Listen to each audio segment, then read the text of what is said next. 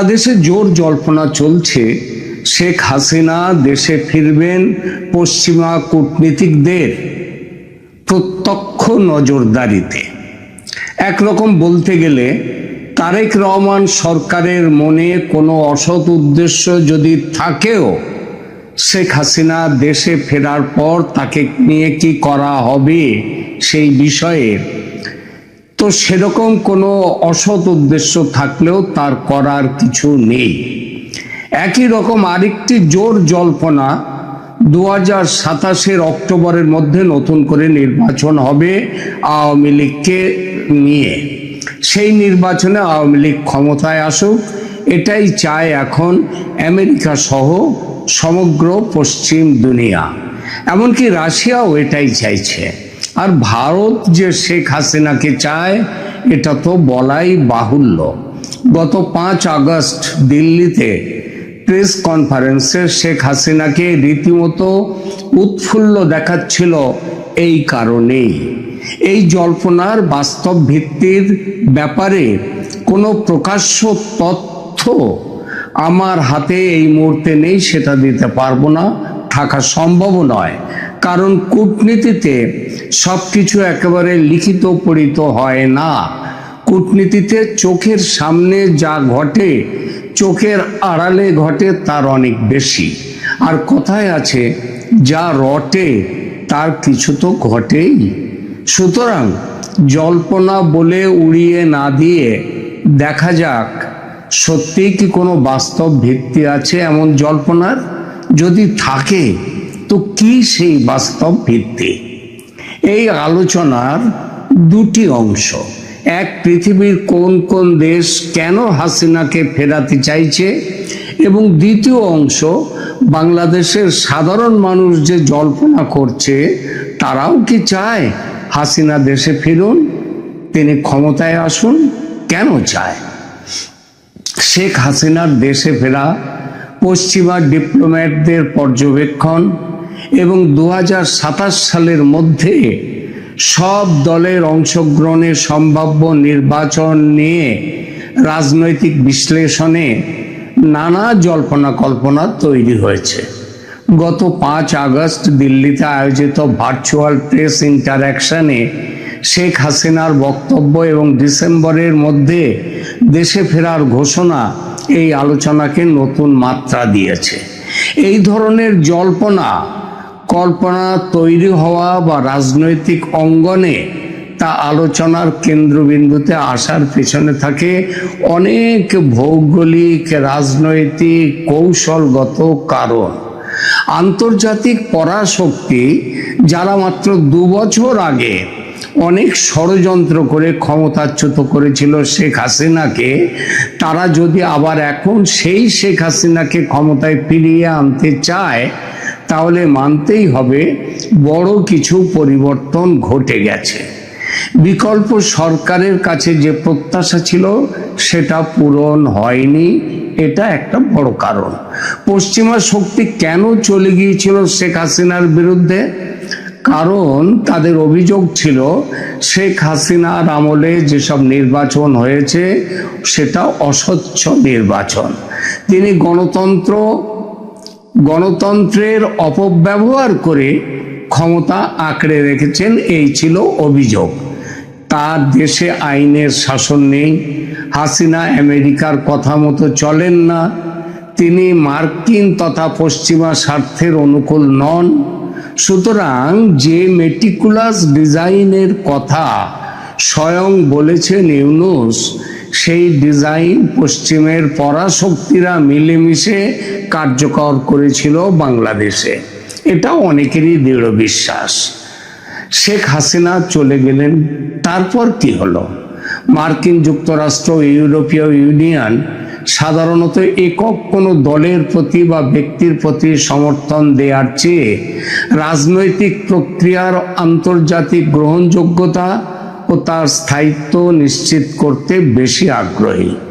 যে কোনো নির্বাচন যদি দেশের অন্যতম বড় রাজনৈতিক দলকে সম্পূর্ণ বাইরে রেখে অনুষ্ঠিত হয়, যেটা তারা বলেন 2024 এবং তার আগের নির্বাচনেও বিএনপিকে বাইরে রেখে হয়েছিল বলে তাদের অভিমত।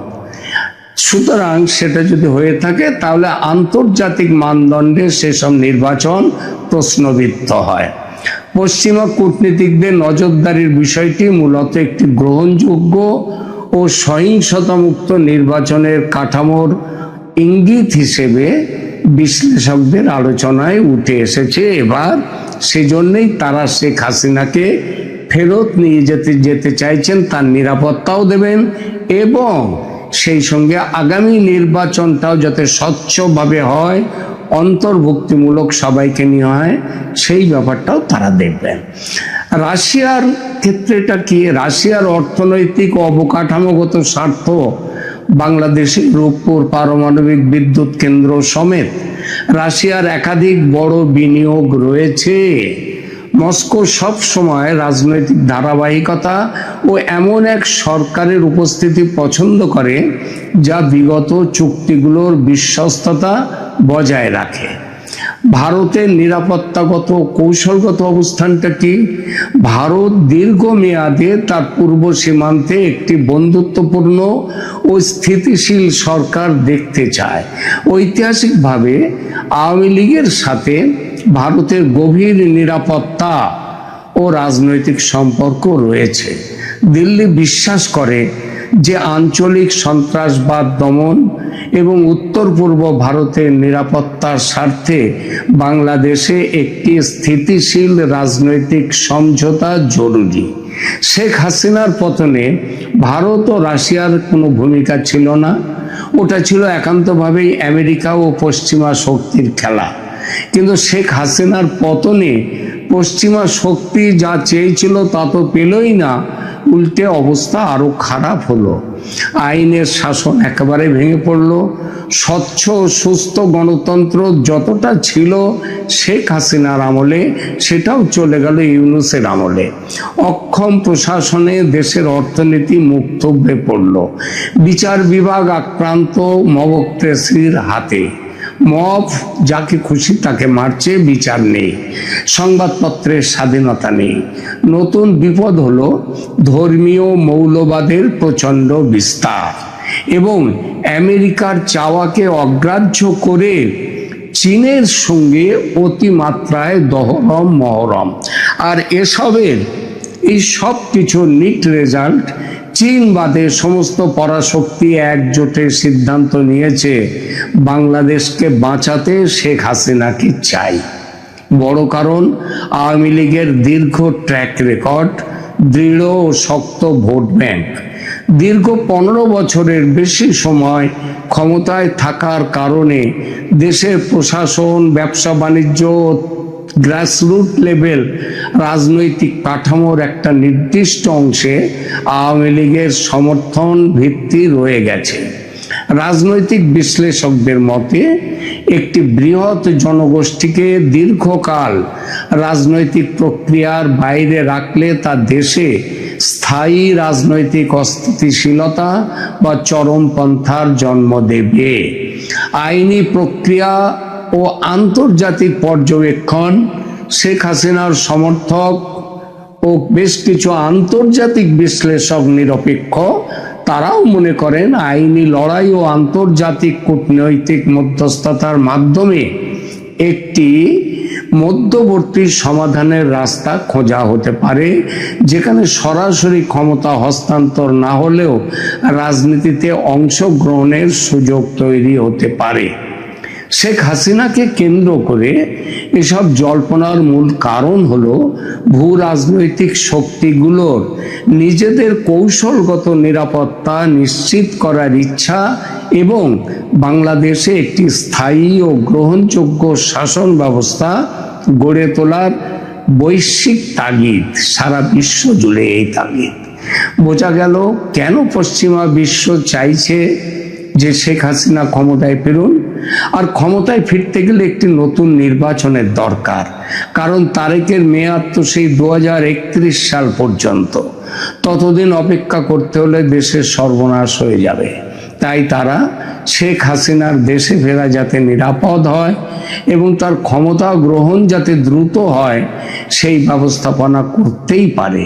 এবার আসি আমাদের আলোচনার দ্বিতীয় পর্বে। বাংলাদেশের মানুষ এই বিষয়টা কোন চোখে দেখছে?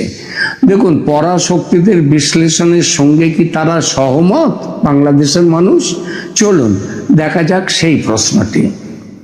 2024 সালের জুলাই আগস্টের রাজপথের সেই রক্তঝরা দিনগুলোর কথা একবার ভেবে দেখুন। যে তরুণ সমাজ, যে আপামর জনগণ নিজেদের বুকের রক্ত ঢেলে দিয়ে একটি শক্তপোক্ত সরকারের পতন ঘটিয়েছিল, মাত্র 2 বছরের ব্যবধানে সেই আন্দোলনের স্মৃতি আজ মানুষের মন থেকে ফিকে হয়ে গেছে। ইতিহাসের কি নির্মম পরিহাস দেখুন। আজ সাধারণ মানুষের মুখে মুখে একটি বাক্যই ঘুরে ফিরে আসছে, এর চেয়ে মানে ইউনূসের শাসনের চেয়ে, তারেক রহমানের শাসনের চেয়ে শেখ হাসিনার আমলই ভালো ছিল। কেন মাত্র 2 বছরের মাথায় একটি গণ অভ্যুত্থানের রক্তস্নাত